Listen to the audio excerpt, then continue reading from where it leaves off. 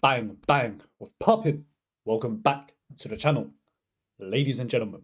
Today, full cup predictions for Magny versus Prates. Decent card, I'd say. Found a few spots. I'm going to have some controversial takes on this card. So, yeah, make sure to tune in. And I'm looking for some serious players. If you're looking to partner up with me, that's patreon.com. Sign up for the elite tier. Before I'm going to hype prices up, I'm going to make some changes to the channel. I'm going to make things a little bit more exclusive because my people are right, bruv. I'm giving away way too much value for free at the end of the day, right? And you got idiots complaining about timestamps. Oh, timestamps. This game for big boys, bruv. Like, if you don't want to sit through a 30-40 minute video when I'm breaking down the fights, breaking down things from a betting perspective, like, there's tons of other channels out there. Like, we really do this for real. So, and I've really scaled up a bankroll. When I tell you guys, I started betting. I was betting like $2-3 a fight to a point where, like, what I had in beginning stage of my bankroll is like my unit size. I'm gonna keep going, bro. I'm gonna keep improving the process because it's always an ongoing battle, right? You always have to like adjust how you bet. I think a lot of guys, they fall into a trap of kind of just sticking to one particular style of betting. Just argument's sake, let's just go for. They just constantly bet underdogs. It's all they bet. And then maybe the edge starts to go on the underdogs. You kind of have to adjust. You gotta have a variety of stuff. Anyways, got to keep the good stuff, the secret. But yeah, looking for some serious players. I'm gonna hike the prices up on Patreon. Sign up for the elite tier.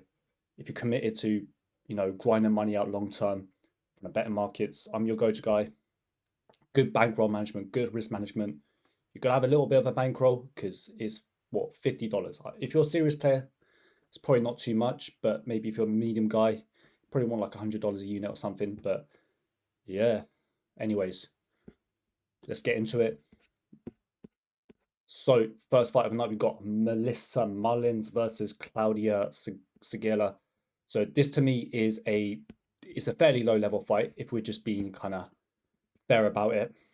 I mean, Mullins likes to like engage a lot in the clinch, push people up against the fence, etc., etc. Strike a little bit. I don't see anything like a it factor or anything like that. So I think she's a little bit fragile. She got hurt by Cornell. She got dropped by the Russian girl's name, something like that. Name skipping my mind. Klaudia, she's coming from Polish scene. She took some like weird fights, bruv. Like some of these fights were like ununified rules. Taking fights in like Fame FC, etc., etc. I didn't see like anything too big, too special, but she is like quite young. Maybe she's making improvements fight to fight. Overall, though, from what I see from tape, definitely lean towards the Mullins side from a betting perspective. I mean, I think the line's fairly accurate. I think you probably would have Mullins as a favourite, but I'm not really too interested in betting Mullins. I do consider her like a lower level fighter. So I guess from a betting perspective, it's probably dog a pass. Maybe if the line gets a lot better on Mullins, then I might have like a serious consideration. I might chuck into my whole team lottery ticket parlay or something along those lines. But yeah, Mullins is going to be the pick, but dog or pass. I think I probably wouldn't. I'll probably just pass. I'm not too interested in betting it. All right. Next up, we've got Tresean Gore versus Antonio Trócoli. So Gore, he's taken like 2 years off or something like that. I think he's probably suffered from injuries, etc., etc. He's not been very active. Like his records, I mean, like on here it says 5-2, but on Tapology it says 4-2. So I find he's very, very raw. I do think he has some talent. I think he's powerful. I think he's pretty like technical with his striking, where he tries to fight technical and powerful, but quite heavy on his shots. He shows some grappling against Josh Friend, but let's be real though, Josh Friend is one of the lower tier fighters inside the UFC organization. Has some money on Razak, bruv, and Josh Friend, when running, sorry about that, bruv, because when I saw him miss weight, I was like, Razak's gonna win now. But anyways, I'm going off topic. But I feel like Tresean Gore is probably a guy who can get outpaced, out hustled by like volume strikers. If guys are gonna be pushing a high pace, I think he could get outpaced. like against Brian Battle back in the day. Had money on Battle. I was thinking maybe Battle could outpace Tresean and Gore, but he's powerful. I do think he has some upside. I do think he has some talent, but overall, I do think he is quite raw as a fighter. Now, Trócoli, on the other hand, we don't really know too much about him. He's it's a bit of a unknown commodity to me still. He's like a BJJ grappler. He's big, he's tall, he's like 6'5". I think he's steroided up. He used to fight like welterweight, etc. Now he's a middleweight, like a big middleweight as well. He's made money playing poker tournaments, etc. So and he's not been very, very active in the fight game. Against Shara, he looks alright, but then again, Shara's not. Obviously, Shara's definitely worried about the grappling. So the striking was definitely opening up for him. Definitely looks vulnerable on the feet, but big, tall guy maybe could cause some issues for Gore. Push Gore up against the fence, push him up against a clinch.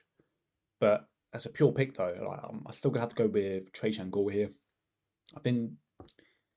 He's been given good steps up in competition.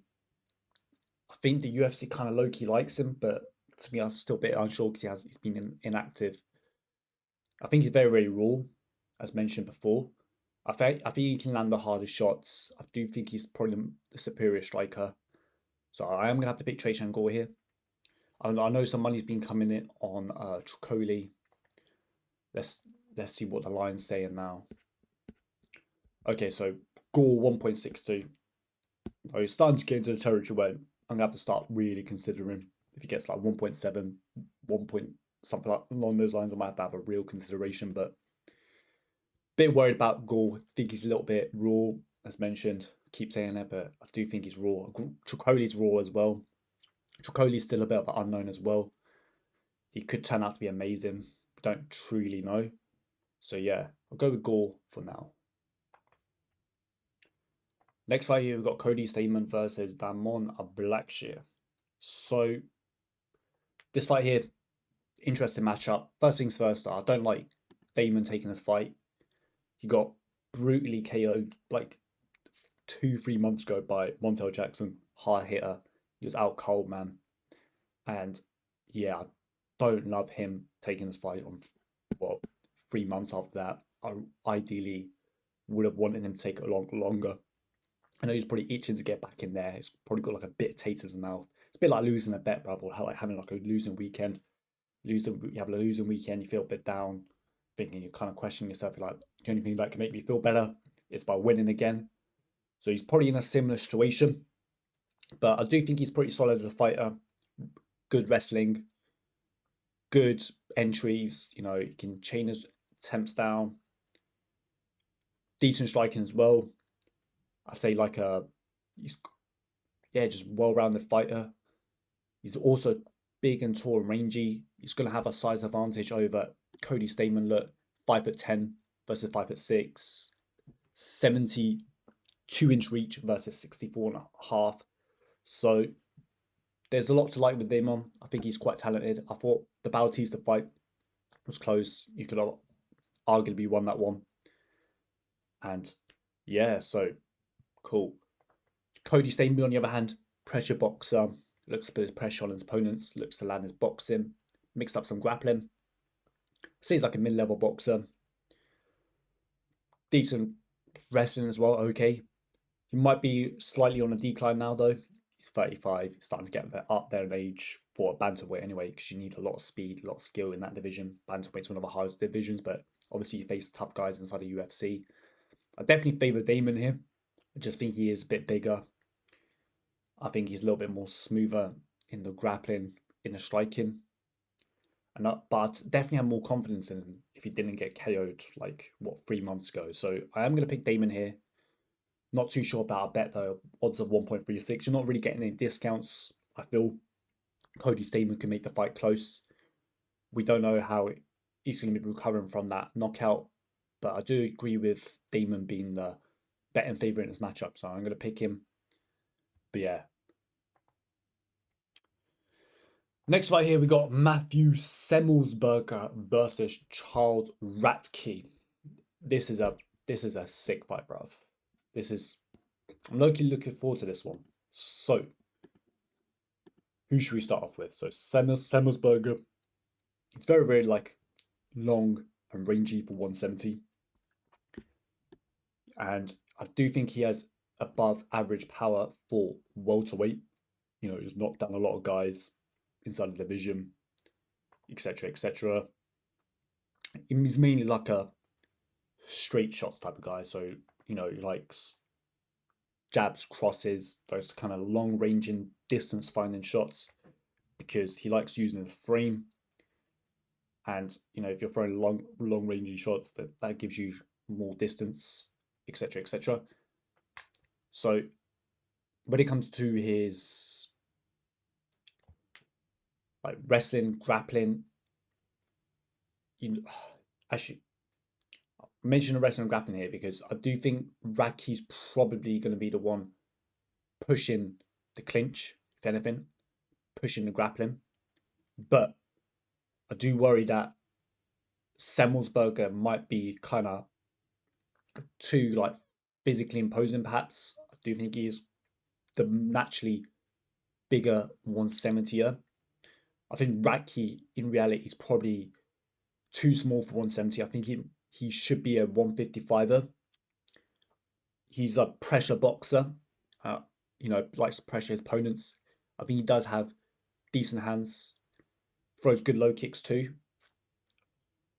And yeah, I like the pressure. I think the boxing's decent. A lot of cage pushing against Blood Diamond. So I think he might go to that here in this matchup here. This fight's tricky. I think this is like probably like a 50-50 fight. I mean, if we go through Semelsberger's resume, I mean, he's fought some tough guys, man. He fought Medic, Jeremiah Wales. I mean, how good does that Jake Matthews win look now? Fought Morono, fought Chaos Williams. So I think he's had the tougher schedule. I do think it's 50-50 fight. I'm struggling to get like a concrete read on it on a confidence level. So I'll go with Semelsberger. He's like a 2.15 underdog plus 115 or something like that. So I have a slight lean towards Semelsberger, but I have a little bit of worry that he might be on the way out, even though Radtke is the slightly older fighter. But yeah, I think he's probably going to play out quite close, quite competitive. Next fight here, we got Zaleski. You know what, boys? New matchup. Haven't researched this one. I might come back to it later. All right, Gaston Bolaños versus Romios. So this fight here, I'm definitely going to have to go with Romios as a pick because I do think he is a better athlete. I think he's more powerful than Gaston. And I've never really been big on Gaston Bolaños' skill set as overall. I think he's probably one of the weaker fighters inside the roster. Romulus, probably butchering their name. He's aggressive. He's a brawler. He's powerful. He likes to use his athleticism. So I'm going to pick him. But he's still a little bit of a unknown commodity to me. You know, we don't really know too much about him. He's not really been properly tested. With Gaston, you know, he's fought in Bellator. He's had a lot more fights, so we can have like a strong read on his overall skill set. But I know the money's been coming in on Romulus. I wish I looked into it a little bit earlier because I might have risked it at 1.63. Those type of prices, just because I do favour him to win this matchup. But I do feel like he is still a little bit raw, but I do think he is the more likely victor in this matchup. All right, next fight here we got Karolina Kowalkiewicz versus Denise Gomes. So Karolina, OG of the fight game. Like how could you not like Karolina? Fought the who's who of the girls inside the division. Looked like she did have a little bit of a career resurgence, but I do think she is washed. Sadly, she's 39 now. She's had a long career, a lot of tough fights, a lot of bad beatings. Mainly a kickboxer, volume, Muay Thai striker. You know, back in the day, she was putting up close fights against Joanna Jędrzejczyk, but yeah, historically she looks weak off her back as well. You know, taken down. Gomes, on the other hand, she's young. I think she is talented. I think she's going to be making improvements fight to fight. Got aggressive boxing style, looks to throw heavy, decent technique. Will throw low kicks too as well. Power right hand. She looks to have like a tight guillotine when like people push up against a clinch. You know, she looks for it. One thing I do worry about her, I do think her cardio is not the best, which makes sense. She's explosive. She's powerful. She throws a lot into these strikes. So yeah, I'm still gonna have to pick Gomes though. Career trajectories.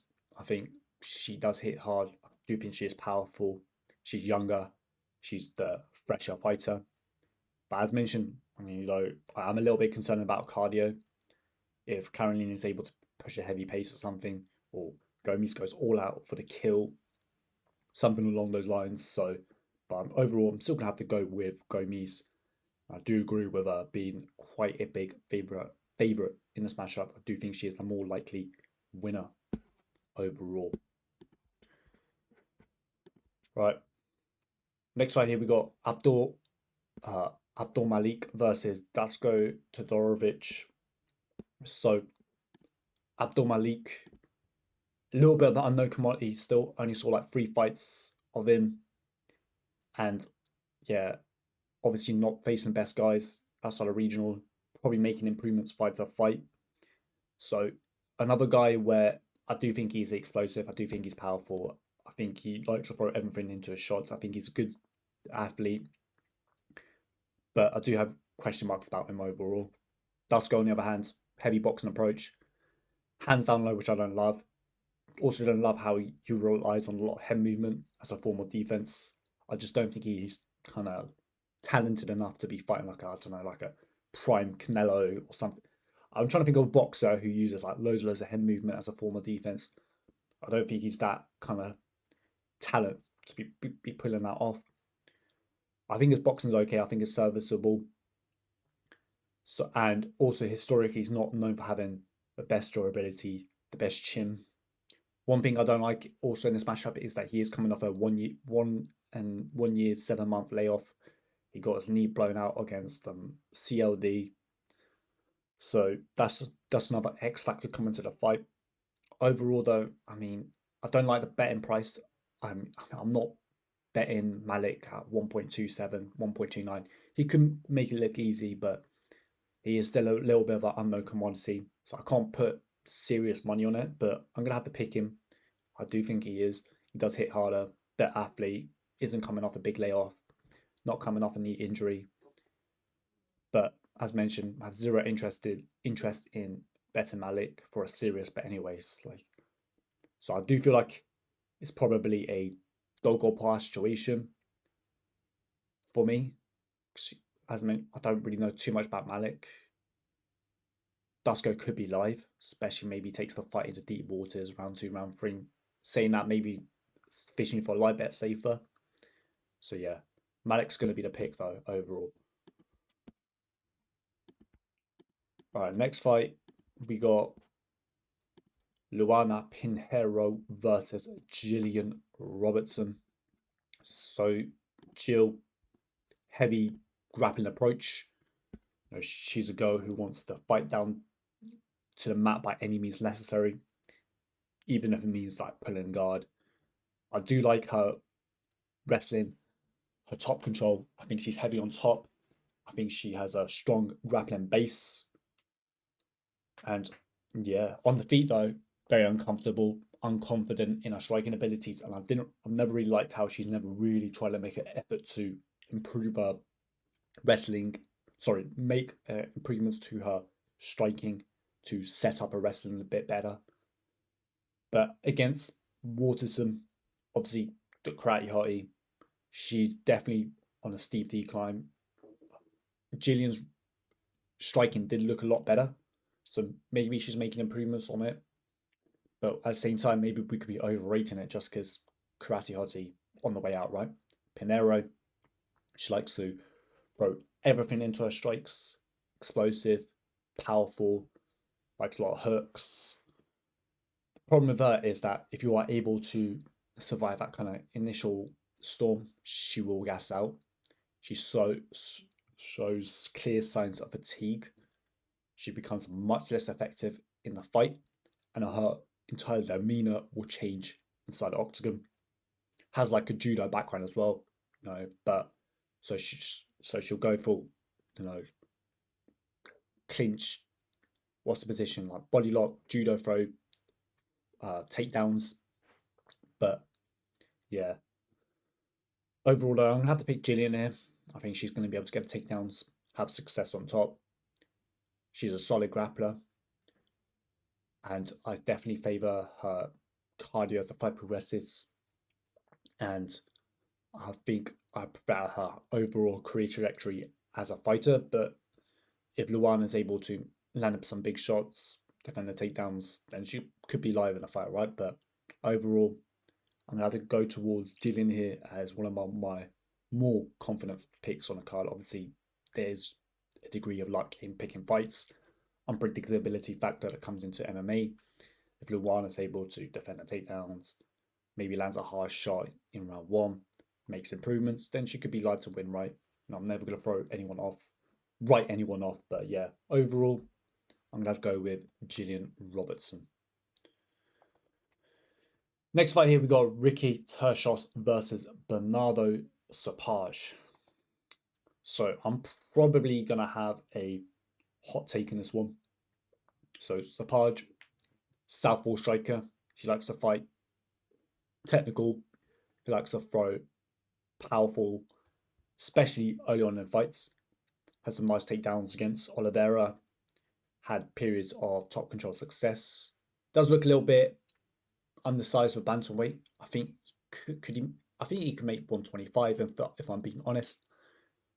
Obviously, he did put up a good performance against Oliveira, but he did visibly slow down, which probably was one of the issues that caused him to get knocked out. So yeah, but I think obviously it was a good performance, but I think from a market reaction standpoint, might be overrating him after a loss. So Ricky, high volume, pressure fighter, mainly boxing. Not the most athletically gifted fighter in the world, but he just makes up for it through like grit, through determination, bloods and guts style of fighter, but like a skilled technician. Can get taken down, can get controlled, but I mean, this guy's scrambling abilities is one of the best inside the division. Really like his scrambling. Obviously, he can get taken down, can get controlled by strong grapplers, but he just has this way of just scrambling out of these positions. And even against Raul Rosas Jr., I thought, he had some good scrambles, even was able to reverse the positions. The reason why I bring that fight up is because, UFC was doing it in Ricky Turcios 30, try to set him up with a bad stylistic matchup. So no surprises there that Rosas Jr. won. He's got wins against the likes of Steve Garcia in the regionals, got wins against Brady Highstand. So he's fought the higher level of competition inside the UFC. I do think Sapage is probably the more technical, better athlete, just the more kind of talented fighter overall. I think you could probably get some takedowns. He probably has the early upside, right? Especially while he's fresh, while the fight's early. So I do get him being the favourite overall, but I think the line's a little bit mad. I think the line's a little bit crazy. To me, Sapage is still unproven. I don't trust his cardio. He slowed down against Oliveira. Ricky Turcios, yeah, he's not a world-class talent, but, he's going to give guys uncomfortable fights. He's going to keep coming forwards, high pressure, tough chin, etc., etc., etc. And these kind of fighters, they could be a kryptonite for a young up-and-coming talent. So I think the value is on Ricky Turcios. So I'm going to pick him straight up. Why not? Maybe I would probably have Sapaj as, the favourite, but to me, it's not really justified this price tag. It's still a little bit of an unknown commodity. The only real fight we've seen seen his entire skill set on display was against Oliveira. I do think he's a little bit undersized for 125, right? And I'm hoping Ricky Turcios goes in there, gives Sapaj a honest fight. Wouldn't be going huge on it. It's a big underdog, so you can risk like 0.33 units, if that, and win back close to a unit. Give me an honest fight, Ricky, and I'll be happy. If I lose, I lose, innit? Like being on the killer run, whatever. Big underdog, you're not meant to cash loads of them. What's the break-even percent on like a 3.50 underdog plus 250, like 34%, something along those lines. So yeah, give me an honest fight, Ricky Turcios. If Sapaj gets the early finish, whatever, has the early upside, maybe he's making improvements, wouldn't surprise me, but I can't justify putting Sapaj into my parlays at odds of 1.28. That to me is a bit mad. But yeah. Anyways, on to the next fight. We got GM3 versus Renier the Ridder. So this is another one where I thought, when I first looked at this, I was thinking, a Dutch fighter, record of 17-2. I was thinking, maybe like we're getting some savage Dutch kickboxer like a Rico van Duren. Sorry, kickboxing fans, but yeah, it's expecting seeing something really, really good. But this guy's a grappler, wrestler and grappler. Like when it comes to striking, like this guy's striking is a joke, bruv. He is so uncomfortable on the feet. He kind of reminds me of me when I first started striking Muay Thai. Obviously, bro, like we're talking levels, right? There's levels to the fight game. I get all that, but when I first started out, I was terrible at Muay Thai, right? Kind of reminds me of me. Like very, very uncomfortable. Doesn't like getting hit. Doesn't like striking exchanges. Does all the wrong things. Just looks extremely kind of vulnerable in the striking exchanges. So he wants to get the fight down to the ground by any means necessary. Wrestling, grappling. I do think when he does get his opponents down, I do think his top control, his control on top, his submissions are solid. And against GM3, GM3, he's a guy who likes to flop his back. He'll even give up mounts. So he's not afraid to kind of give up these wrestling positions. He likes the fight on the ground. Sometimes that's where he feels more comfortable because he believes in his grappling skill set and so on. I do think GM3 is probably the better striker. He can fight long. He's got a nice body kick. Obviously, I'm pointing out the flaws with the Ridder here, especially with his striking.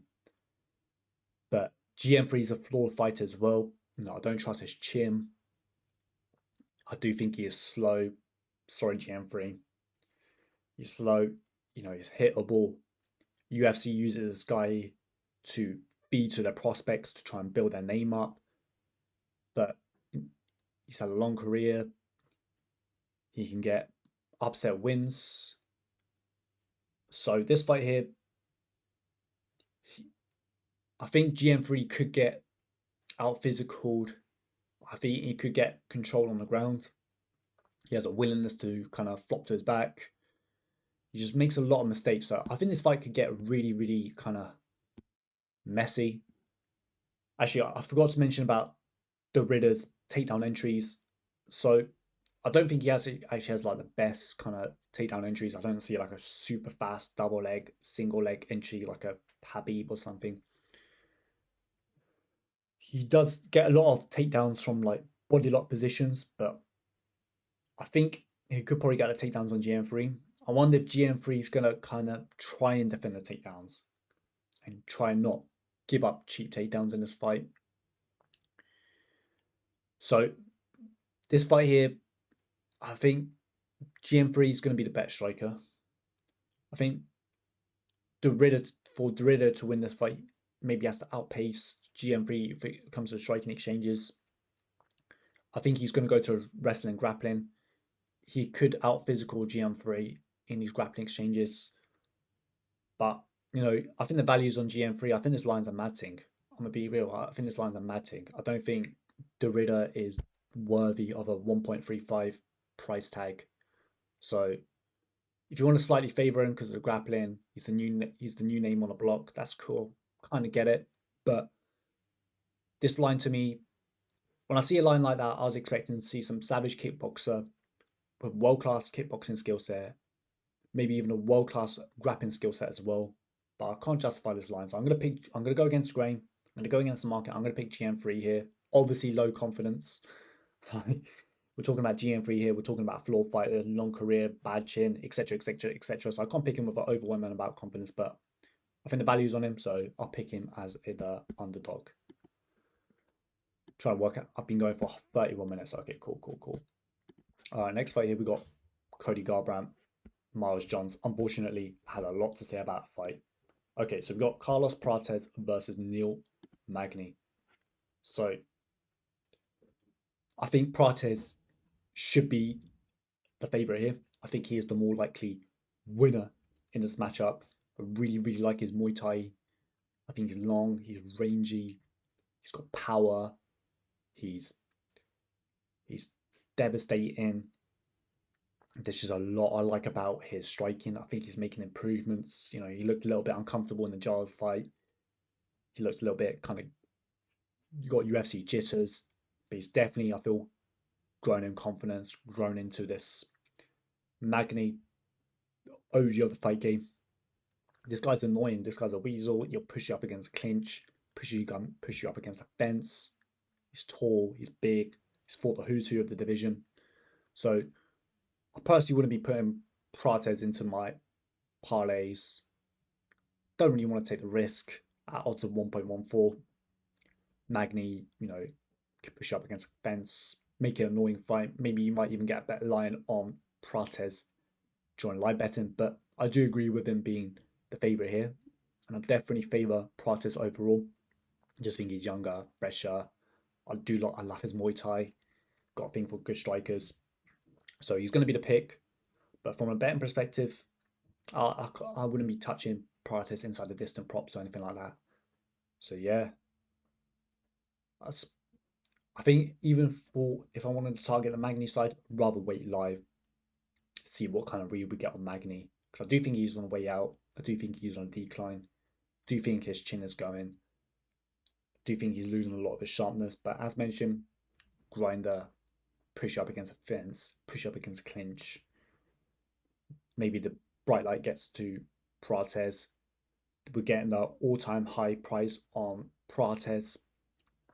So not getting any discounts to be able to bet him.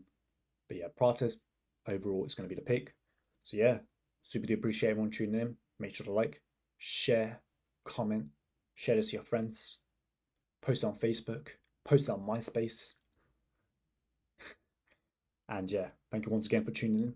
Super duper appreciate it. And yeah, good luck with your bets this weekend. Remember, if you have a losing weekend, have your risk management on point. Long-term game.